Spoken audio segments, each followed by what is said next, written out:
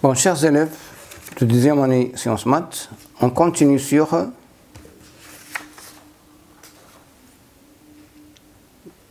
chapitre dérivation et étude de fonctions. Grand 2. Complément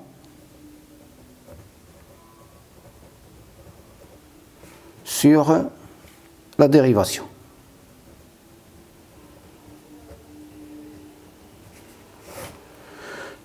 Premièrement, dérivabilité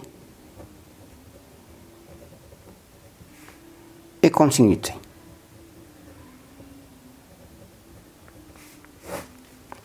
Alors, soit f, une fonction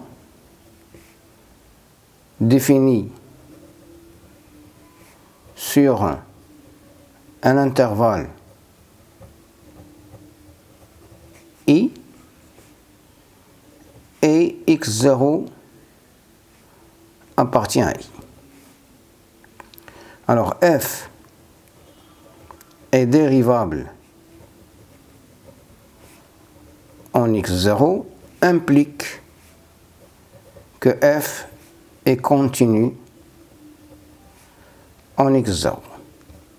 Attention, la réciproque est fausse.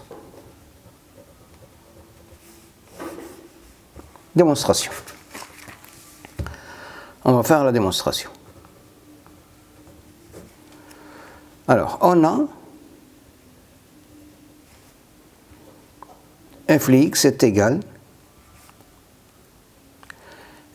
f de x moins f de x0 plus f de x0. J'ai retranché f de x0 et j'ai ajouté f de x0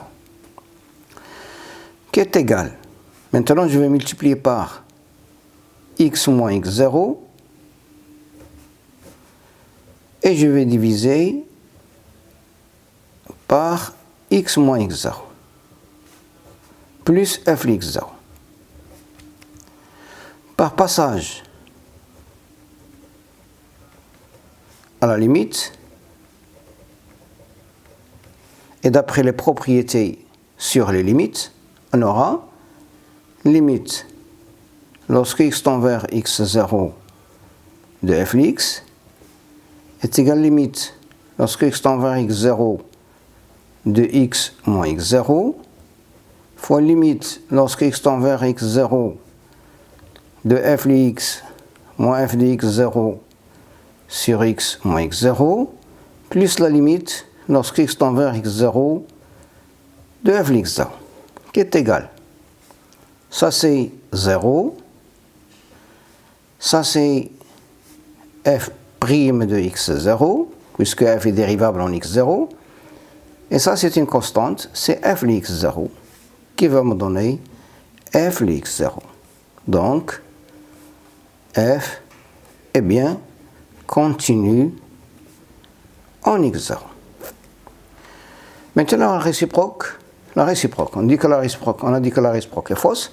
Je vais donner un contre-exemple. Contre-exemple. Soit, c'est-à-dire f, on considère la fonction définie par f de x est égal valeur absolue de x. F est continu en x0, mais f n'est pas dérivable en 0. Alors, on a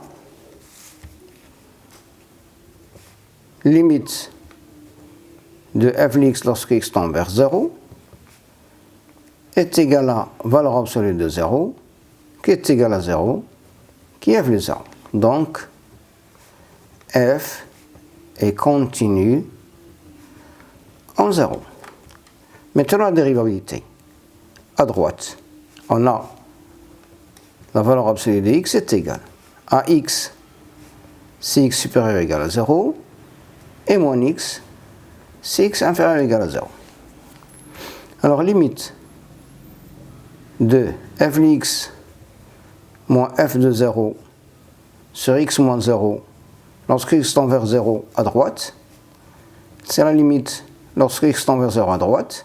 Valeur absolue de x à droite c'est x sur x qui est égal à 1, c'est f' à droite de 0. Limite lorsque x tend vers 0 à gauche, f de x moins f de 0 sur x moins 0. Si limite lorsque x tend vers 0 à gauche, c'est moins x sur x qui est égal à moins 1 est égal à f' à gauche de 0. Donc f est dérivable à droite de 0, dérivable à gauche de 0, et f' à droite de 0 différent de f' à gauche de 0, donc f n'est pas dérivable en 0.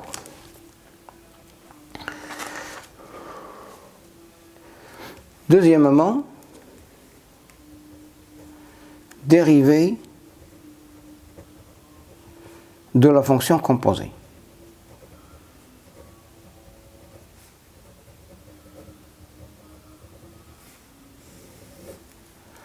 Définition, soit I et J, deux intervalles ouverts, F défini de I vers R et G défini de J vers R,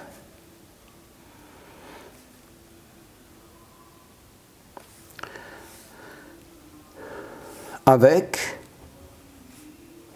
f de I est inclus dans J, et soit x0 appartient à I. On va faire un petit schéma pour expliquer le principe de la composée de deux fonctions. On a I par f, f de I, inclus dans J, et ici c'est G vers R. x0 a pour image y0, c'est l'image de x0 par f, a pour image G de f de x0, qui est égal à genre en f de x0, et voilà la fonction composée. Alors, si f est dérivable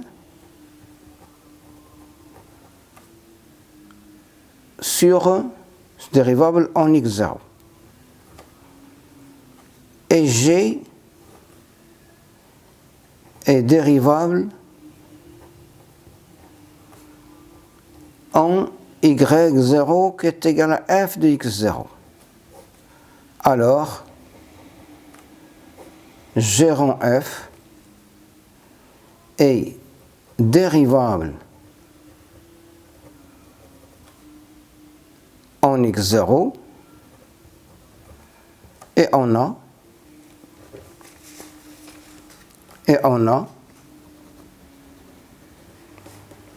g rond f' de x0 est égal à g' de f de x0 fois f' de x0.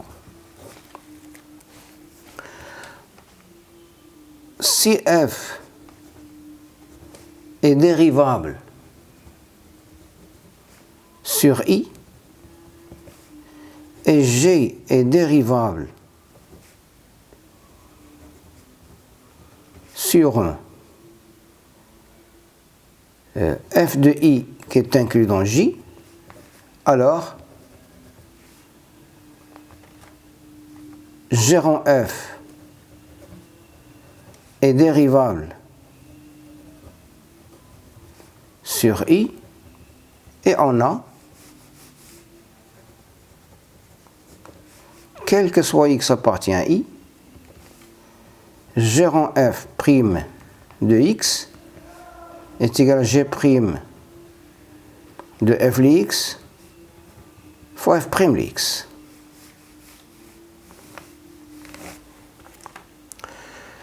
Une petite démonstration de cette formule.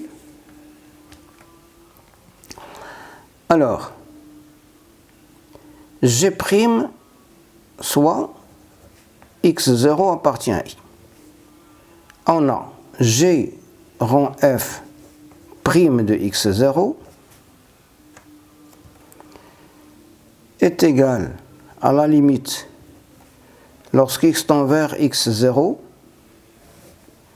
de g rond f de x moins g rond f de x0 sur x moins x0 qui est égal limite lorsque x tend vers x0 de g de f de x moins g de f de x0 sur x moins x0 qui est égal limite lorsque x tend vers x0 de g de f de x moins g de f de x0, je vais diviser par f de x moins f de x0 et je vais multiplier par f de x moins f de x0 sur x moins x0 qui est égal à la limite lorsque x tend vers x0 de g de f de x moins g de f de x0 sur f de x moins f de x0 fois limite lorsque x tend vers x0 de f de x moins f de x0 sur x moins x0 qui est égal, puisque g il est dérivable en f de x0, donc ça c'est g' de f de x0 fois, et ça c'est f' de x0, et voilà le résultat. G rond f' de x0 est égal à g' de f de x0 fois f' de x0.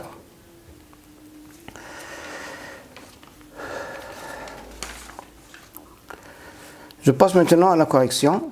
صحيح تمرين تطبيقي الوارد في الصفحة 119 المفيد.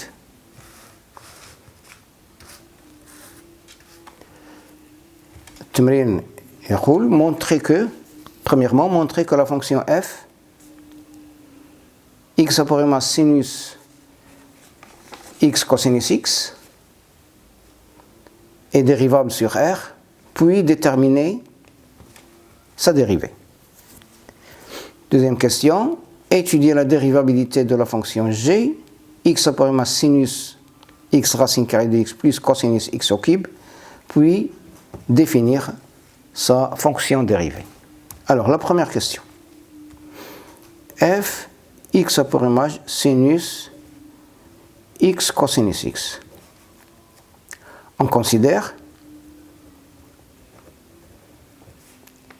les fonctions u, x a pour image x cosinus x, et v, x a pour image sinus x.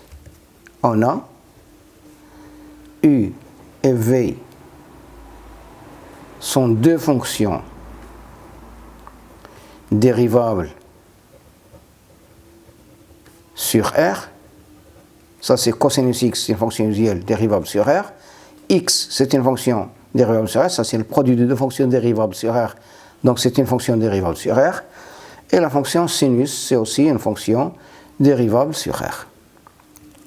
Alors on a x a pour image x cosinus x, ça c'est par u, Et ça, c'est V sinus x cosinus x. Et ça, c'est V rond U qui est la fonction f. Donc, f est dérivable sur R car elle est composée